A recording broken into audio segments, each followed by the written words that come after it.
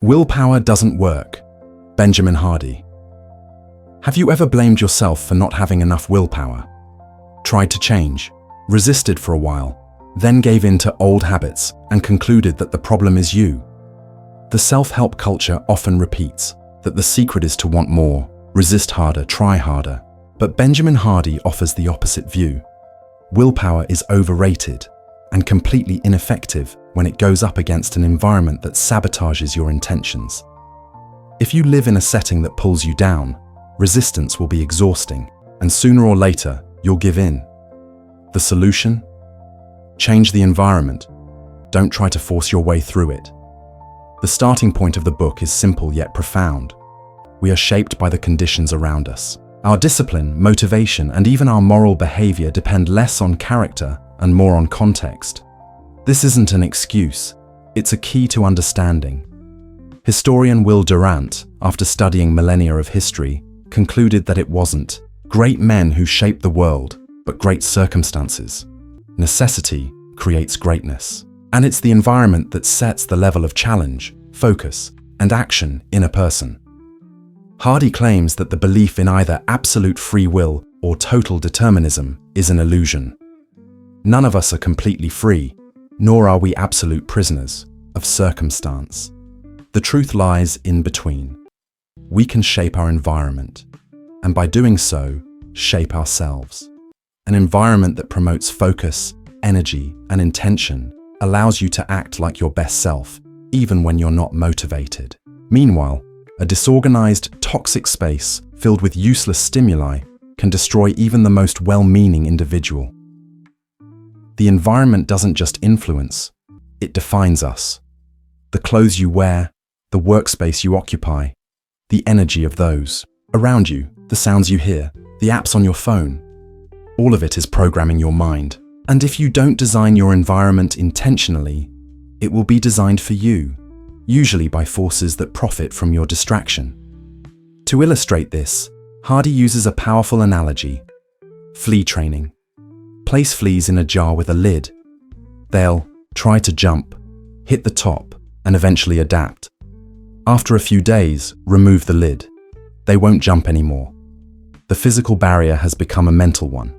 Worse still, the next generations are born already internalizing that limit.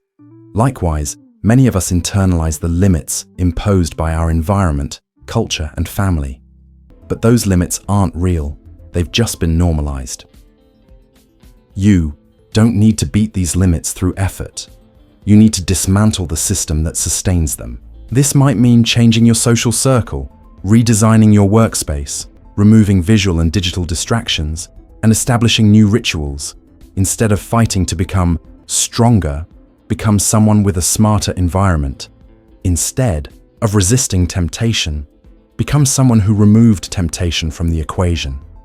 The author explains that the implicit rules of the environment drive behavior. In environments where everyone does the bare minimum, those who go the extra mile are seen as too much. In places where people self-sabotage, those who grow are considered strange. Over time, the collective norm becomes your personal identity. To change this, you must build new rules, and that starts with difficult decisions. Limiting contact with those who drag you down, saying no to invitations that feed outdated versions of yourself, and physically leaving contexts that numb your decision-making power.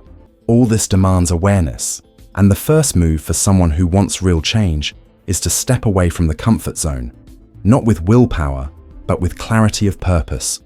You don't need to prepare to become a better person. You need to create an environment where that version of you naturally appears. You don't need to constantly resist. You need to automate conditions that encourage the right actions. Optimized insights. Part 1: Willpower is a fragile and scarce resource. The environment determines who you become when you're not paying attention. You act according to context, not intention. Life change requires a change in setting, not just in speech environmental rules. Control your performance without your awareness. Identity is socially constructed and solidified by habit. Resisting temptation is less effective than removing it. Small external changes trigger large internal shifts. Designed environments reduce effort and increase consistency.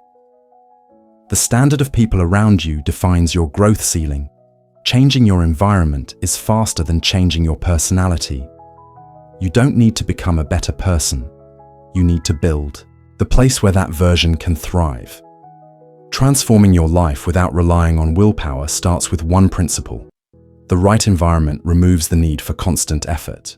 Benjamin Hardy states that if you need willpower to stay on track, it means you're still inside a system that demands more from you than it supports. The solution is a complete redesign of your surroundings.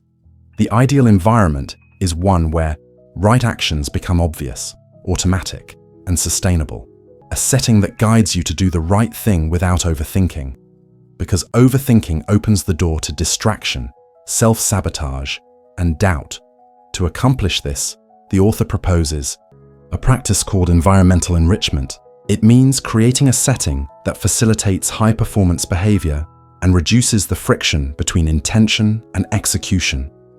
Imagine a workspace free from unnecessary visual clutter, where materials are prioritized, where technology supports your flow instead of controlling it.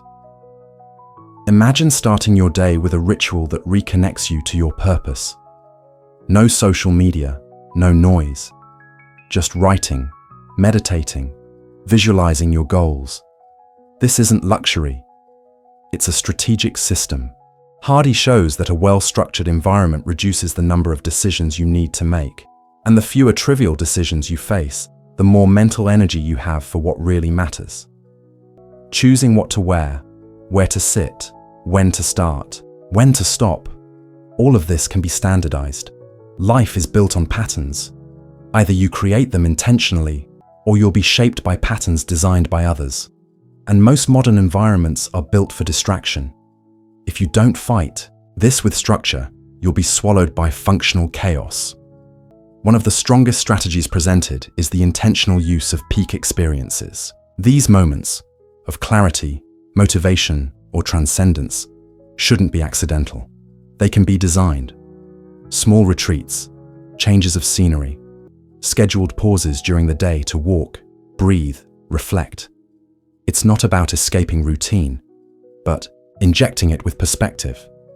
The brain creates its best ideas in states of relaxation, not tension, and environments rich in positive stimuli, nature, silence, meaningful conversations, generate mental connections no amount of forced effort can replicate. Hardy also emphasizes the power of writing rituals. Keeping a journal, writing your goals every morning, repeating your objectives aloud, reviewing what truly matters. This isn't meaningless repetition, it's identity engineering. Every time you write, visualize, and speak your vision, you reinforce the version of yourself. You're building, over time, this reinforcement becomes stronger than external impulses. But again, this doesn't come from willpower. It comes from the environment that supports the ritual. Optimized insights, middle of part 2. Well-designed environments. Replace effort with consistency. Fewer trivial decisions mean more clarity for what matters. Predictable rhythms increase productivity and reduce anxiety. Conscious repetition builds a stronger identity. Distraction is a profitable business. Focus must be intentional. Peak experiences can be designed, not just wished for. Writing goals daily is mental engineering. Creative pauses don't slow you down. They accelerate real progress. The ideal environment works for you, even when you're tired. Your workspace reflects your discipline. In the final stretch of the book, Benjamin Hardy presents the core of his thesis. There are 5 external forces that, when used consciously, replace willpower and create sustainable high-performance systems. They are investment, social pressure, consequences, challenge, and novelty. These forces come from outside, but they generate lasting internal impact. The first is investment. When you put money, time, or reputation into something, your commitment increases. Hardy shows that paying for a coaching program, for example, creates more commitment than studying for free. Why? Because the mind values what costs something, And whatever is free tends to be easily discarded. If you want to take a project seriously, invest in it. Make the cost of failure real. The more you commit tangible resources, the harder it becomes to back out. The second force is social pressure. You are the average of the people around you, and the behaviors accepted in a group tend to become your personal standard. If your circle values growth, learning, execution, consistency, that's what you'll begin to reflect. But if your group tolerates mediocrity, procrastination, and excuses, your mind adapts to that as normal. Hardy suggests choosing your social environment as carefully as an athlete chooses a coach, someone who demands more from you than you do, someone who doesn't tolerate your excuses, someone who doesn't applaud your struggles, but helps you dismantle them. The third force is consequence. Every action must have weight. When you create a system where failing to meet a goal has a real consequence, your brain learns that delay is not an option. It can be something simple, a public commitment, a symbolic fine, a challenge with friends. What matters is the presence of a clear risk for non-execution.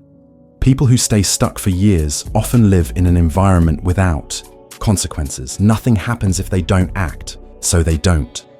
To change this, you must put something at stake. The fourth force is challenge. The human brain thrives on effort, as long as it's meaningful. A goal that stretches you but feels achievable activates parts of the brain responsible for creativity, resilience, and focus. Hardy advises against choosing easy goals. Choose ones that scare you a little. That's what forces growth. But the key is balance. Big enough to stretch you, but not so impossible that it paralyzes.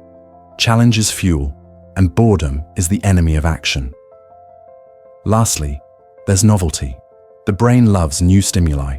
Too much routine without renewal causes blockages, but too much stimulation without focus causes distraction. The key is to alternate between stability and renewal. Create systems that work, but that evolve over time. Maybe it's a new workspace, a different playlist, a new goal, or a different social group. Keeping your environment alive means keeping your motivation oxygenated, optimized insights. Final part. 3. Investment makes commitment. Real public commitments boost responsibility. Smart social pressure raises your internal standard. Clear consequences accelerate action. Challenging goals sustain focus better than easy ones. Strong groups shape strong identities. Boredom causes stagnation. Targeted novelty creates energy. Putting your reputation on the line forces you to act. Consequence-free environments breed procrastination.